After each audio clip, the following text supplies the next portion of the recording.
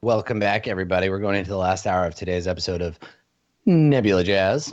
And we begin this exciting conclusion of today's episode with like a real tight shot, like uncomfortably tight, on the beautiful but slightly rugged face of Mel Gibson, circa 1985. And then we get a real slow, like sexy, slow pan out of his face. And we see him as he turns once we get to like shoulder level. He turns and he looks smolderingly at someone off screen and says, "Hey there, sexy. Why don't you come over here and see what I've got down under?" And there's a slow pan out, and we see that Mel is standing in a black like lycra like thong, displaying all of his Gibsonian beauty on a platform that is slowly rotating with like red lights shining up on him. And he's just like pointing at people who are crowded around to see the unveiling of this new sexy robot man. But also in the crowd, we see Rex. Maybe using the crowd as cover for a clandestine meeting. What's the rest of your flashback? Hit me up with this. All right. So Rex is in this crowd, and you can see up on stage behind the robot is this like big, he's like a brown, portly Tuscan man. He's got like a big snout, and you can see he's handcuffed to a briefcase. Mm-hmm. And Rex is in the crowd, and you see him press an earpiece, and he says, "Target sighted." And on the other end of the earpiece, somewhere else in the crowd, is a very large lizard man. Mm-hmm. Mm-hmm. Is it a familiar lizard man? It's a familiar lizard man. Would we know this lizard man? We would. Yeah. Interesting. Yeah. This is a young Rex, and he is on a mission to retrieve some Mengasi war codes that have been hidden inside, apparently. Oh, I see. Right. Yeah. Awesome. And rumor is that they're in that suitcase. And so Rex has been tasked there on a paid gig to try and get these codes. Mm-hmm. And he's radioing into Quinn to let him know that he's seen the goods. Right. So Quinn, you know that the groups that provide security for this organization that you're about to rob, the group that provides security, they use the same kind of goons, and then all of these goons that are here to protect them, and maybe you can see them out in the crowd, they use the same kind of loyalty encouragement implant. And I think that you, I don't know, what is it about that, like, Quinn, your specific position? I guess it's probably the emotional thing. No one can pick them up externally, but these guys smell different.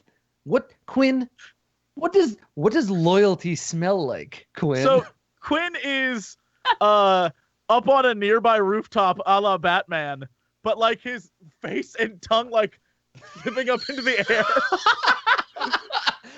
You never seen that Batman movie where he's up on the roof going, yeah. He's like the Joker up here, and he's like, I detect 5, no 6 of them. They're spread out throughout the crowd, but you can definitely get by them if you keep a lookout for all of the men with half a shaved head. And so we cut back down to Rex, and so Rex, you notice, there are some, like, amidst the guard, there are a few people that have like part of their hair or like a lighter patch of skin, something on them that has that now you can see. You wouldn't have noticed without Quinn's help. And the two of you have some kind of plan, something that will help like hurt or like deactivate these guys. Quinn, what is it? Now that you can point them out to Rex, what does Rex need to do to deactivate those dudes? So it turns out that every one of these guys, the implant is always going to be on the shaved side of their head, buried under the skin. And even though this is in the past and technology has updated since, the implant's always on the right side of the head. Every Right. time. That's where the where the loyalty cortex centers, the loyalty is. centers of the brain are on the right side. Obviously, yeah. Of course. And Yeah, so sure. even though back then they had to shave Wait a it so they could put second. it in there, The right now side of you my can have head hair. is shaved. Adam! JP, what have you done to me? I mean, welcome back to the episode, everybody. Thanks for coming. Just go ahead and Welcome click back. that subscribe button, mash the old follow button, just stick around for more exciting adventures of the cast. So, okay, so you've pointed out this weakness to them, and Rex, you remember this moment where you're like, oh, that's how we do it, and we cut back to the present. And Rex, you come out of that thing just as you're about to get blasted by lasers. What are you gonna do? Okay. Well, Rex is still like very much in the doorway of the secret fireplace entrance, and so he immediately attempts to just roll up against the wall to seek cover from the oncoming initial wave of blaster fire, while he figures out if these guys have implants. Nice. Yeah. Okay, so I think you can do this one of two ways. Now, because they have these implants on the right side, that means that they're gonna be slightly like right heavy, right? Or left heavy. Like one side isn't gonna work as well as the other. So you can use that to your advantage. So you could do that with clever. Or you can use that as the sort of first thing and then use your speed, your natural speed, to make use of that. Yeah, I think we're gonna do the. Rex ain't that smart. We're gonna do the speed thing. Okay. I think Rex knows that like a blow to the right side of the head might be the trick he needs. Nice. Okay. Cool. Well, I'll give you another use of the loyalty and encouragement surgery that you can use, because now Luna knows that it's there, and now Rex knows it's there, so you both have access to that pool. I'm gonna roll to hit you, and then you can roll to defend. Yes, sir. And we will see what happens. Okay, I got a 1. Come on, Rex. All right. So I'm assuming this is quick, because I'm just like quickly dodging into cover. All right. Ooh, 1. Hi. All right. So tie on a defense is fine. You're okay, and they fire at you, but you find cover behind some like leather furniture that like lights on fire and gets blasted by lasers, but you do not get hit. Luna, you didn't get hit, but managed to like find some cover, but you're breathing hard. You know that you don't have much opportunity to stay safe. You're kind of out in the open. What are you gonna do? Wait, am I not behind? So I can't hide behind the statue? Well, no, you didn't. I mean, you failed on your dodge, right? Your defense, so you got hit, but you're near it. Like it's in the scene, but it doesn't count as a. I can't get behind it now? You could make it like an aspect if you want. Okay. You could discover it as an aspect. No, I think I'm just gonna turn and shoot. Okay. All right. So yeah, you've still got that pistol that Rex dropped. So you pop up and take a shot at them. Okay. Yeah. Go for it. This is just you being forceful. You're just popping up and shooting. Well, if I'm popping up, can I be quick about it? Describe the way in which your character is doing this quickly. If I'm trying to like not get hit and they're shooting at me, it's kind of like those scenes where or in PUBG when you see someone pop up real quick and shoot, and they kind of like don't necessarily have a lot of accuracy, but they're just trying to like get pressure off, put pressure on the enemies. So, you're spray and pray. Pretty much. Juking. Pretty much. Yeah. Or like where they just put the gun over and they're like, pew, pew, pew. Like they're just too scared. They're like, no. So, how many goons are there again? There are many goons. There's like many goons. Yeah, like a half dozen, probably. That old Rex, that many goons that I just put down there, that's the tie on the attack, because I just get a single boost. Okay. And you don't get hurt. But anyway, yeah, there's lots of goons. But yeah, if you're just like popping up and firing and then ducking and like kind of shooting over your head and acting like more out of speed than anything, yeah, totally. Quick is fine. Okay. Yeah. Okay, got a 2. All right. I will roll. And I got a 0. Nice. Yeah. Cool. So you hit one guy and he goes down with a shout and tumbles to the ground smoking. And what is Luna's shooting like? Is this the same as before, where you're just like headshot, like you're very like accurate and controlled? I feel like it almost be like every time she pops up, like she's like fast and controlled, but it's almost like you're doing the whack-a-mole where they're shooting at her, but she keeps like going down really fast, and so she's like doing that, and then you see her like scoot over some and like shoot from a different point, so she just keeps popping up really quick, and then finally she fires a few shots and then one hits. So. Nice. Okay, cool. Yeah, so you hit one and he goes down. Rex, what are you gonna do now? Rex goes for the nearest goon and attempts to crack him upside the head. Okay. All right. So you like rush up to them despite the fact that they have guns. And yeah. No, here's what happens. Here's what happens. They fire a bunch of bullets into the leather chair, and Rex senses a brief lull in gunfire, and he grabs the chair from behind and runs at the first goon, holding the chair like a burning shield. chair. Yeah. Okay. And then cool. when he gets close enough, he discards the chair and goes for like a blow to the side of the head. Nice. Some kind of chairicade. Yeah. Yeah. Okay. Would you cool. consider this clever? Yeah. If you want to be clever, but that makes sense. You're using a piece of the. Yeah. Let's see what happens. 2? That fine Corinthian leather. Okay, so they try to shoot at you through it, and blast you. And I'm gonna use the many goons. You are outnumbered, so there's a lot of laser fire for this chair to eat up. And Scorn is like, no, my Barca lounger. Yeah, so I've got 4. You've got 2. What are you gonna do? I'm out of points, right? Yeah, you certainly are. So you're gonna take that hit, old Rex. Unless I use loyalty encouragement surgery. Every time the goons are receiving a command that is forcefully transmitted via the chip, they have a brief lull in activity while they're forced to obey. And there's input lag. There's input lag. These chips were never like really finalized, and they just kind of went into the black market unfinished. Right. And, cool. There's a little bit of input delay. So we see Scorn at the back, and he's shouting. He's like, "No, lower, idiots!" And whenever he shouts, we see them like twitch slightly. Yeah, and they like all twitch a little bit. And yeah, we get a real close up shot of the back of one's head, and it's got a little he's got a little tattoo and a scar next to it, and that tattoo is like surgery by Fargle, and he's like twitches and like tries to shoot you, and he shoots where you were just a second ago. And then you rush up and slam the chair into them.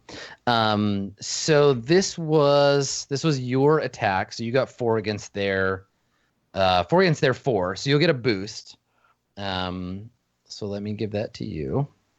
And then we'll cut away to your backup. Sorry. Let's call the boost input lag. Oh, yeah, totally. All right. Okay.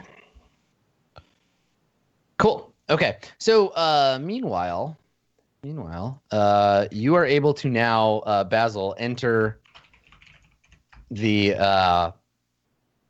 core of the. I like how they're fighting the guy who owns the planet. You're going to go and try and kill the planet. And so you enter into it, and it's in a way.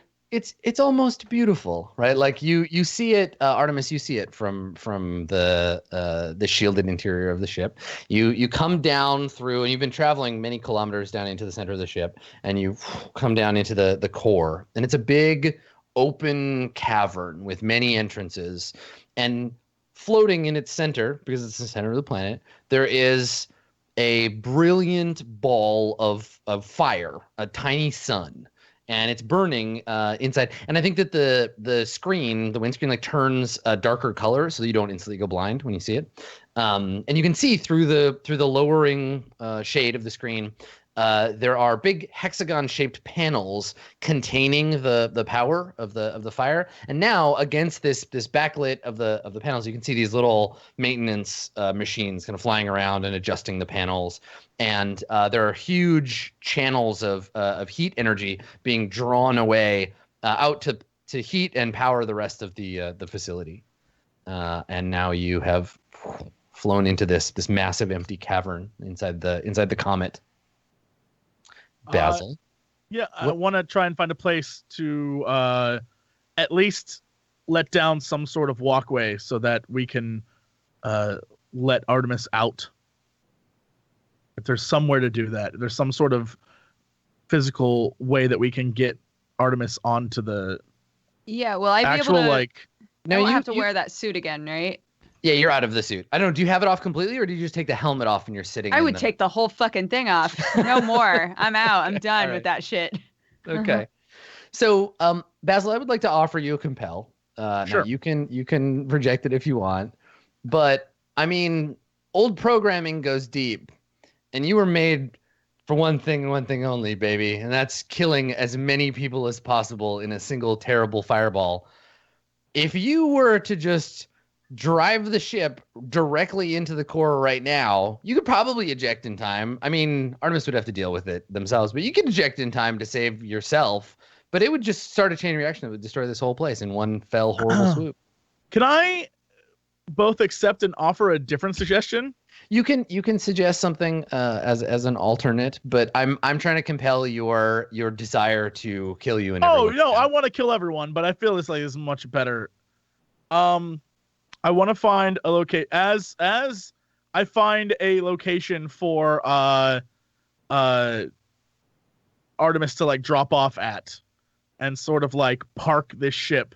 As she goes to like save our other heroes, Basil spends his time taking all of the electrical cords and prods and all that stuff and hooking it up to all these different outlets and things. It like connect like all these different power grids, and so he's just sitting there like just doing all this terrible stuff as like these people.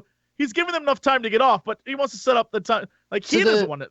Yeah, the compel is not to give them enough time. It's to just consume everyone in a terrible fireball, or at least that's the plan. I don't want to consume everyone in a terrible fireball. Okay. There's the chance I could die, and that's not good for me. Okay. And that's fine. You can say no. You have the fate points to do that. Yes. So I still want to blow this planet up. Yeah, somewhere inside you, the sort of death wish urge is like, I could just kill everyone right now. I could just do it. I could just drive this vehicle right into that sun and kill us all.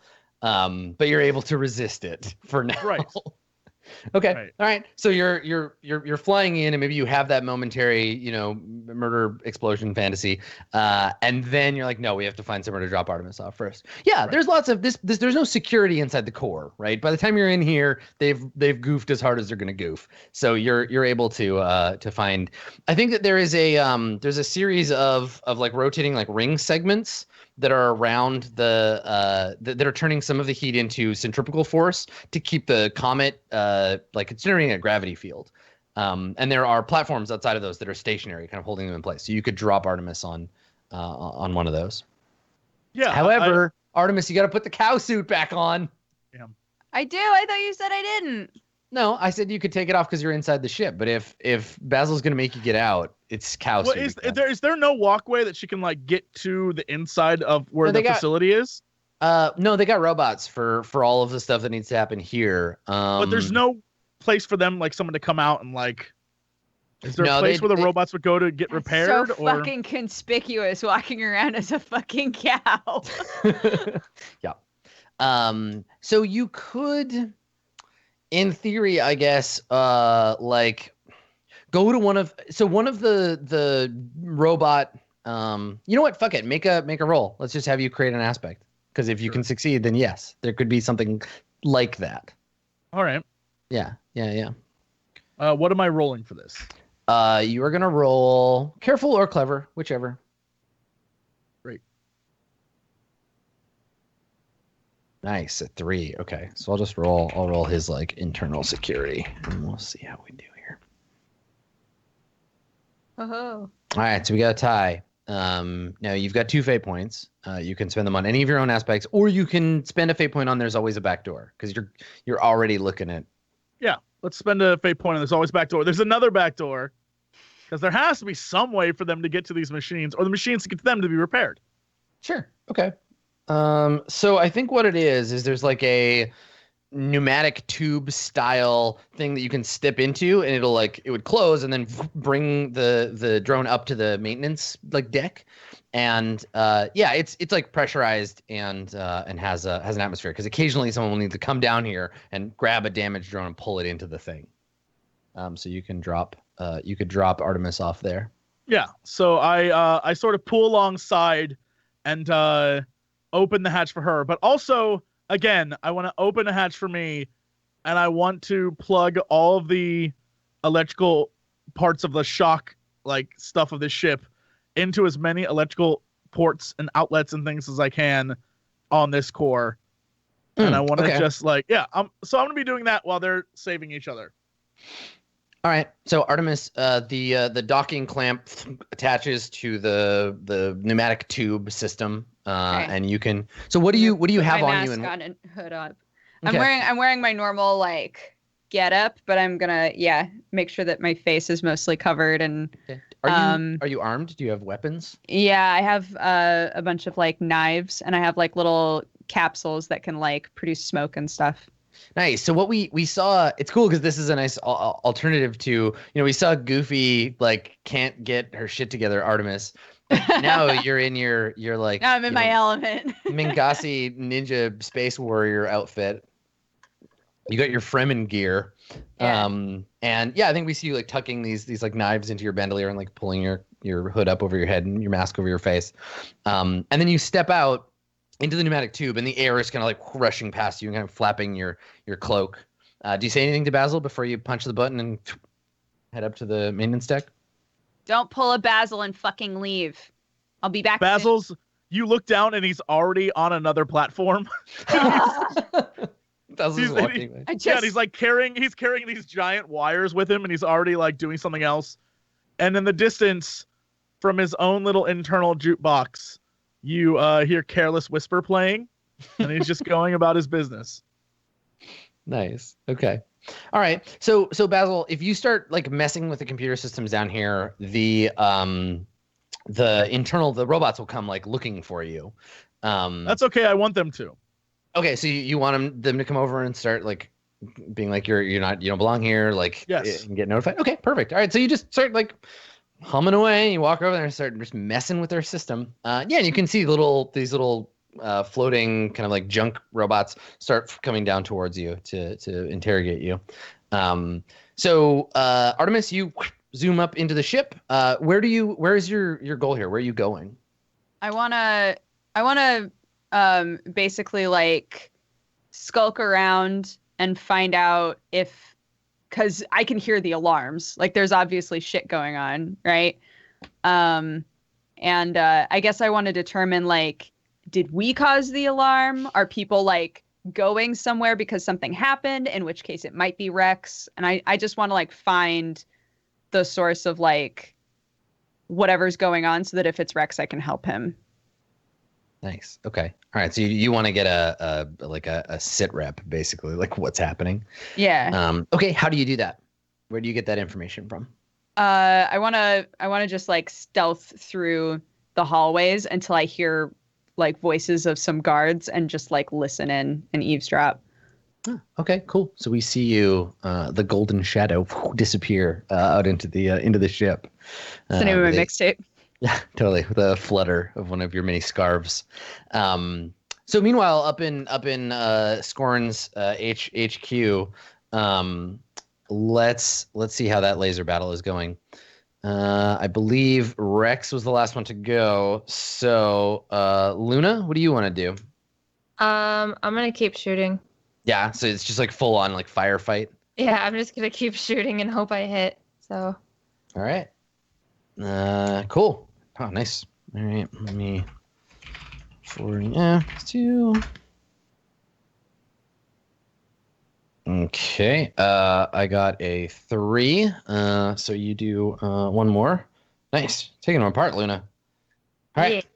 So yeah, they've like taken cover and they're shouting and firing back at you, and you're just like precision shots, just like dropping these guys.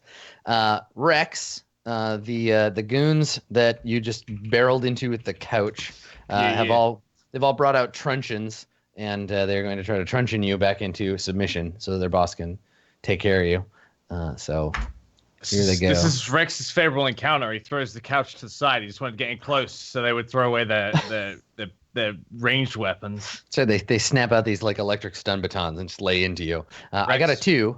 Snaps out his laser axe, and they start fighting. All right. Nice. What do we get? Oh Jesus! All right, very very well defended. Damn. You did great. Let me see if you get any bonus for having such a monstrous overrun on that for defend. You get a boost. Yeah. What do you want to call your boost? What should we call our boost? I mean, you just said you were in your element, right? Yeah. Okay, so let's call it in my element. And yeah, you're good. Like they're moving slow, you're going fast, and you're just taking swings, blocking their attacks with your axe. No problem. So Luna, you get shot at. Okay. I got a 1. How do you defend yourself? I'm just gonna try and duck back as fast as I can. Okay, yeah. So still dodging from cover to cover, and yeah. Yeah. All right, do it. Ooh, it's a tie. All right. So I'm gonna get a boost on that one against you, and I'm gonna call it no more cover. So you rush out, you don't get hit, but you realize there's nowhere else to go, right? Like there's nothing hard to hide behind anymore. So you're kind of caught out in the open. Rex, would you like to make an attack? Yeah. Okay. It's good old fashioned goon beatdown. Yeah. Or is it? All right, you got a 2. Let's see how I do. And you've got 2 free aspects you can tag. So I only got a 1. So you can get an additional +4 on this if you want. Let's do it. Rex is Okay. he's weaving through the goons, and every time they're exposed on the right side of their head, he's giving them like a back fist or like hitting them with the hilt of the axe. And Totally. And you're like kinda, always like, in their twitching, blind spot. Yeah, cool. Okay, so it's like they're lunging for you and they can't seem to get you, and you're just like bashing these ogres around, and and you're wearing them down. So you're both doing a great job taking these guys apart. And Scorn, if you take a look around, seems to have disappeared.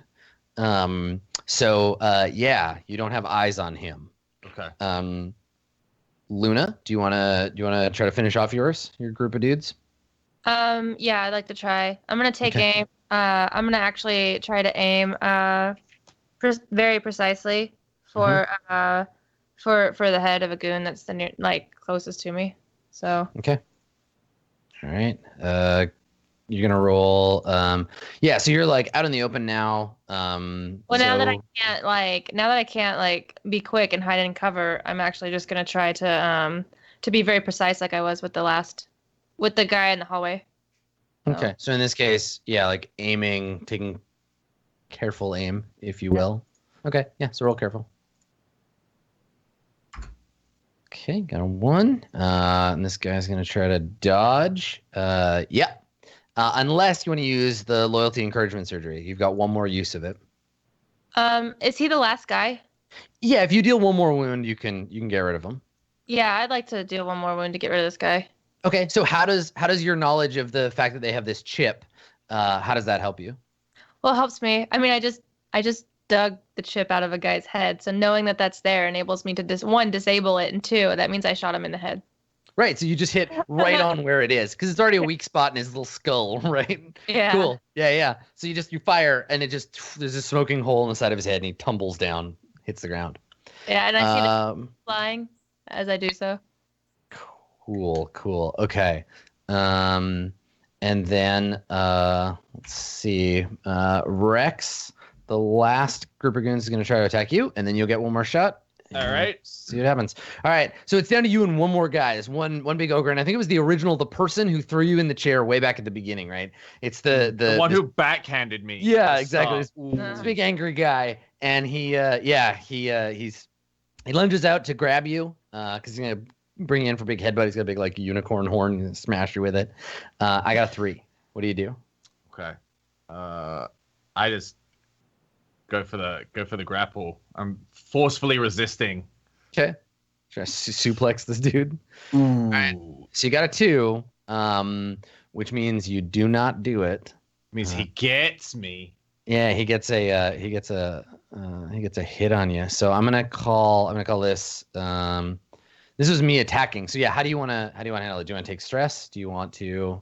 Yeah, I'll take a stress. Okay, yeah. So you just take the hit. He just like bashes you. He's like headbutts the shit out of me. Bang! It hits you in the head. You stagger back, maybe like fall down, knock some bottles off of a shelf. And it's obvious. Yeah, you guys like blood dripping down on your face. It hurt bad. Your vision's blurry, and he comes towards you, grinning, his big sharp teeth. It's your turn. What are you gonna do? I'm gonna headbutt him back. Okay, do it. Just like lunge at him. Yeah. Okay. Oh shit, that's a big forceful roll. All right. And I got a 0. No. Instead of headbutting him where the horn is, I like get him on the nose so he's just claret, just busts open. Bam! Slam him in the face. Even though he's like 4 feet taller than you, you pull him down and like I pull him down. Headbutt. give him a jumping headbutt. It's the Shoryuken of headbutts as you like smash up into him and his head flies back and he crashes onto the ground. There's a big rattle. And he breaks the tiles of the floor. The two of you, there's a moment where you look at each other, you look at all the bodies lying around, you realize like, oh, we dealt with the goons. You turn to the door because you got what you want, and you see standing there, holding this massive, like ornate looking kind of weapon whose center is a glowing ball of like gold energy, with a bunch of concentric rings spinning around it and some like kind of vaguely hexagon shaped patterns.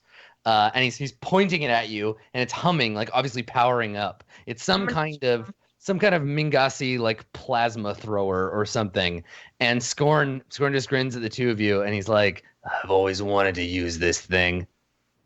And he levels it to fire, and we cut to downstairs. Basil, you have these curious robots kind of like coming down in to check out what you're doing.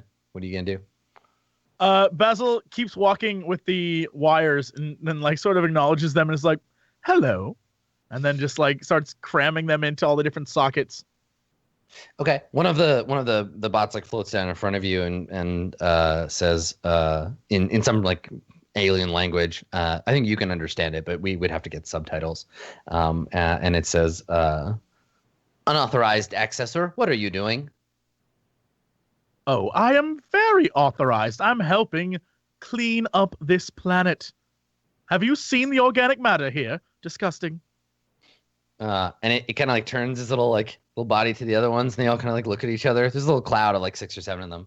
And the one that spoke to you says, "Unauthorized access is unauthorized. You shouldn't be here." Basil like gives him this like weird twist of his head, and he's like, "Who says unauthorized? Have you seen this mess? Go down that pipe. It is terrible. A meatball attacked us. A meatball." And they kind of look at each other like, "Does not compute. Meatball? What is meatball?" And then the little like floating one in front of you kind of gets in close and says, "It is our programming to protect the core." "I'm not trying to destroy the core. I'm trying to wipe out the organics. You of all people should understand." And he gives him like a little like, "Yeah, would you like to roll to Yes. break this thing's programming and get them over to your side?" Of course. Sure, that sounds great. Let's make that happen. Let's have you make a clever roll. Okay. You can use some clever rhetoric. And I'm gonna say the difficulty is gonna be 4. They're just maintenance robots. Oh, perfect. Okay. Fucking killer. All right. So You're like, what do you say to like break them of their programming? Every time that they try to, like, I basically use Twitter logic on them. So every time they try to like come up with an argument, I just walk around the argument and don't answer it. So they're like, we have no access to be here. I'm like, what is access? Who determines what access is? And they're like, well, the administrator. I'm like, yes, but is the administrator here right now? I don't see any administrators. It's just you and I'm trying to help. And the administrator said I should be here. They're like, well, we don't have record of that. I was like, it should have been. And then just keep like, and they just like are like, what? Yeah, and eventually the one that was speaking to you, their little like representative is like, we must confer, and they turn and there's like beep boop beep beep beep, and their little like antennas are blinking and they're talking to each other, and then it turns around and it says, we agree, the disgusting meat creatures must be destroyed, and they like gesture and they're like, please continue with your sabotage. I start giving them wires to go like fly off to different areas of the, and I just sort of wander back to the ship, all very proud of myself. And in the background, as you walk away, we see one of the robots pick up a pipe and like throw it through a window, and then we see another one lifting up like a long metal pipe with a big piece of black fabric on it and like waving it, and then they all go like flying off up a tube all like somewhere. little robot cheers, like yay! Yeah, exactly. They're just like, and they fly off in a little cloud to destroy the meat creatures as they fly off to tear down the masters. So what do you want to do? What do you want to do? What is the plan here to like? I want to go back in the ship and switch on the prod system and use that to short circuit literally this entire substructure, because I plugged it into all these different computer systems and outlets. And so all these wires from our ship are going into it. I don't know what's going to happen, but I think it's going to be fun. So that's why I'm doing it. Okay. So your goal is just to like create chaos? Yeah. I'm just trying to cause as much insanity as possible. Excellent. Okay. But I don't want to kill my friends, obviously. But if they die, they're responsible for their own lives. Yeah. So Artemis, upstairs, you are hidden in the shadows, right? Moving from shadow to shadow, and you hear a scream, and we see one of the guards run by, and he's chased by these little hovering robots that all have like black bandanas tied around their chassis. And they're like chasing one of the guards with like pipes and rocks and like throwing things at him, and they like fly by.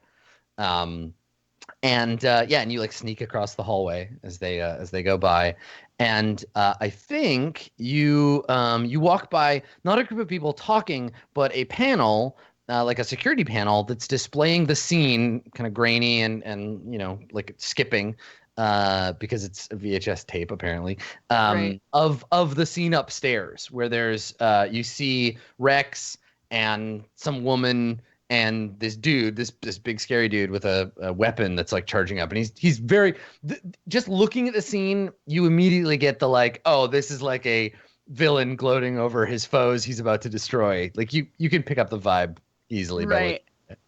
Okay. Yeah. I mean, I studied the blueprints. I studied the map. I know exactly where that is, so I'm going right there. Okay. Do you want to make a roll to just like be there? Do you want to just like, 'cause you know your way around? Okay. Let's have you make a quick roll. And let's call it difficulty 4. Nice. Finally. All right. So this is your opportunity, Artemis. So Rex and Luna, the two of you are standing there as he's sort of like, yeah, like I've always wanted to try this thing out, and it starts to charge up, and he's got a point. He's got you dead to rights, right? He could fire him, but blast you with whatever's going to come out of the end of this thing. And he's just monologuing at this point. Yeah, and exactly, and he's just like, it's gonna feel so good to just blow the two of you away. And he points at Luna and says, you traitorous wench. And this asshole, I barely know this guy, but I hate his guts. And he's just like kind of like rambling. And he says, what did you come here for anyway? He looks at the crystal and is like, that thing, Xanadu's just a myth anyway. If I couldn't find it, nobody can. And I used to think Xanadu was my destiny. I was going to find that treasure. But listen, I got better plans. And they start with blowing you to pieces. He's charging it up. And then we see like a shadow kind of behind him as Artemis, you emerge from, like you just like take the grating off of a duct, like sneak out of the duct. What do you want to do here, Artemis? I want to dart up behind him and take one of my knives and like cut behind his knee. Okay. All right. Sure. Make a sneaky roll, and I will oppose it. Are you in the cow suit? No. Artemis is in her like cool ninja. I'm in my like space ninja gear. Okay. Yeah. Her like Fedikine outfit. Shoot. Ooh. Okay, All right. Didn't go well. So I'm in my space ninja gear. That's what Adam called it. Ooh, it's a tie. Now, if someone like Luna or Rex wanted to, they could bump that up and give you a 2. If maybe they saw you, it wouldn't be the perfect like haha stealth attack, but Right. maybe you do you hesitate long enough for Rex to see you? And Rex, when you do, what do you do? Well, I was Artemis? going to say that as soon as he raises the gun, I was going to shoot at him. Like I was going to quickly try and shoot. No, him. so you don't have the opportunity. Basically, he's got you like dead to rights. Okay. Like if you were to pull your gun, he would just blast both Rex, of you, and you'd be subject to that. But I want to see. So I want to see what happens. So I guess here's the thing, Artemis. Do you pause before you act to make sure Rex is watching you? Like, do you give him that opportunity? I would want to make eye contact with Rex if I could. Yeah. Okay. So Rex, you see Artemis about to screw it up, right? About to not do the cool thing that Artemis thinks that she's about to do, and you have an opportunity to like. There's a mentorship opportunity here. What do you do with it? What? As in, Artemis is about to fuck up?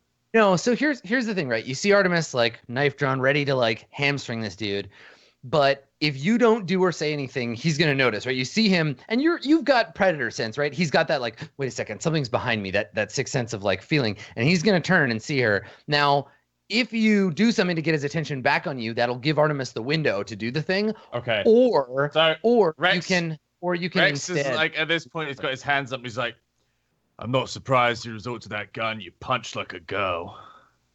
And he turns to look at you, and he raises an eyebrow, and he's like, well, that's an outmoded way of thinking. I mean, I know several females who, and then Artemis, you can do your thing. And then there's a sudden like stop where he's just like, and he shouts in pain and grabs the back of his leg, and he's like, ah! And he falls down, he shoots the ceiling. The ceiling blows open, a big ball of gold energy hits the ceiling, starts sucking shit out into space. And Artemis is standing there holding a knife, and there's like blood dripping off of it, and your fucking scarves are flapping from the sudden like depressurization of the room. And Scorn is lying on his back, holding his knee, just like God, like screaming in pain. Oh, thank God! Oh my gosh, I'm so glad that I found you guys. Oh my God. So the ship is in the but the ship is where the. What did I specifically tell you not to do? You can't be mad at me for coming to get. He was about to shoot you. I can't be mad at you. Look at me. If I wasn't here, you would have died. Really? I had it under control. You would have. Are you kidding me? Did you see that? It just blew a giant hole in the. As they're doing this, I go to Scorn, and I wanna hit his head with the butt of the gun I have to knock him out. You just walk around and pistol whip him. Like as they're doing it, I just pistol whip him to knock him out. So, can I go through his pockets? Sure. Yes, you can. As she goes through his pockets over the loudspeakers of the entire complex, you hear Basil go, "Hello, organics. You have exactly 2 minutes and 53 seconds to evacuate." And the song "Swinging on a Star" comes on, and it's like, "Would you like to swing on it?" So you have 2 minutes and 53 seconds before I push the lever. So good luck. Basically, when the song ends, everyone dies. Yeah, everyone dies. Yeah. Good luck. I love that one of your team members is literally just a super villain. Actively trying to kill me constantly by proxy. Awesome. Excellent. I think as soon as that comes in the intercom, Rex turns out and goes, "Where is he?" That's what I was just trying to tell you. How come you never listen to me? You speak so fast, I can't understand what you're saying. Oh my gosh, like come 90% on. of the I'll time. show. Come on, just follow me. I grab a piece of paper that's already folded up, and I put it sort of in my pocket, or I guess in my I don't have pockets, so yeah. So we see you take something off of his body. Yeah, and I Okay. just leave him there. Nice. Okay. Okay. Mysterious. I'm assuming that the super gun that he was holding would be significantly bigger than Rex, given his size. Yeah, and I mean, also it was fragile, like so much Mingasi technology. So when he fell on it, screaming because he had his Achilles tendon sliced, he probably broke it. Yeah. All right, lame. Yeah, Rex just kind of like steps over him, Fair. and kind of like spits, and then looks at the doctor and is like, "Come on, doc." All right. So so Luna, no one notices Luna's little like taking something off the body. But yeah, Luna, when Rex looks up at you, it's like, "Come on, Doc." You run after him, or? Yeah, I follow him. Okay, cool. All right. Well, so that was easy negotiation. Welcome to the team.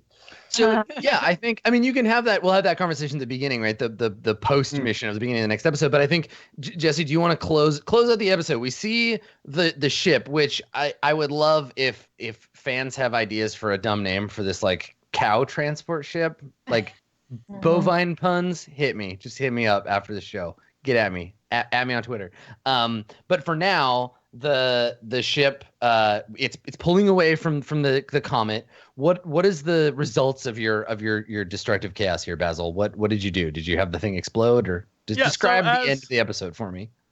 As all of these as the three of them run towards the hatch and jump on board, just as the song like reaches a big crescendo, I just like nonchalantly flip a lever and everything just the ship sort of like flickers, the entire structure flickers, the big core does like a big like expansion and contraction, and then nothing happens. And he looks and then he looks at them and like just pouts and just flips a switch and all the wires let go and it slowly backs away. Awesome. So we And just have the ship. All the like droids look at him like, yeah, as you abandon them, and then we see the guards all come up and start bashing the robots and like smashing them into parts, putting down their failed revolution. Che Guevara, you are not. And yeah, we see the ship disappear into the distance, bearing our protagonists away to their inevitable destinies. Cool. Well, thus ends episode 1 of the new season of Maybe Jazz. Thank you so much for coming, everybody. Let's do some shout-outs and bid the universe a fond farewell for the evening. Dodger, would you like to begin? Sure. Hi, guys. I'm Dodger, playing Artemis. It's fun to play a new character, especially one that, like, calls back to the first season in terms of race. So, yeah, I think this season is going to be super, super fun. And, yeah, I'm at Dex Bonus on pretty much everything. I stream a lot. And my YouTube isn't dead, but there ain't much on there right now, so don't bother. That's it. Cool. Thanks, Dodger. How about Sam? Hi, I'm the non-creative of the group. You might know me as Rex or Rex. I play games on twitch.tv/Strippin. You can hit me up on Twitter at Strippin. I normally start around noon PDT every day. This week I'm playing a lot of Divinity 2. Nice. Thanks for having me. Excellent. Thank you, Sam. Jesse Cox. hi everyone. I am so happy to be playing someone new and weird and different. But also able to go back to like Quinn every once in a while. That's so cool. This is really fun. I love what we decided to do with this series, and I can't wait for more. All I want to do is kill, and boy, is it not going to work out for me. I feel this to be a comedy of errors. Who knows? So more of that soon, I hope. It's going to be great. It's going to be so much fun. Excellent. Awesome. Thank you. And last but not least, Space Elf Science comes from Pokket. Shout it out for us. Listen, okay, I had to who the fuck was my D&D character randomized? So because I was like, I don't know what to do. And it was like genius. The first thing was like genius, and I'm like, I got it. I know exactly. I'm gonna be a space elf scientist, and Perfect. And I look forward to revealing more of her backstory in the future. But for now, she's just going to be the scientist that doesn't say a lot. You can find me at Pokket on pretty much Twitter and Twitch, and then Pokket Official on Instagram. So Wicked. Thank you, Pokket. I'm Adam Koebel. You can find me at twitch.tv/Adam Koebel or Skinny Ghost on Twitter. You will find me right here very soon, starting up a micro series for Court of Swords. We're starting a new thing for lead up to the Halloween show. Ooh. So make sure you check that out. There's been a bunch of goodies on the Patreon as well, and JP and I are planning some new material for that. And then we announced today there's a 5e roundtable with Matt Colville, Matthew Mercer, me, and Mike Merles from Wizards of the Coast, and that's happening this weekend. So just make sure you keep an eye on the schedule because we're doing all kinds of like weird stuff. But we will be back next week at the same time. We'll see you at 9 p.m. Eastern on Monday for more Nebula Jazz. Thanks for coming, everybody. We will see you next time. Bye-bye. Bye-bye.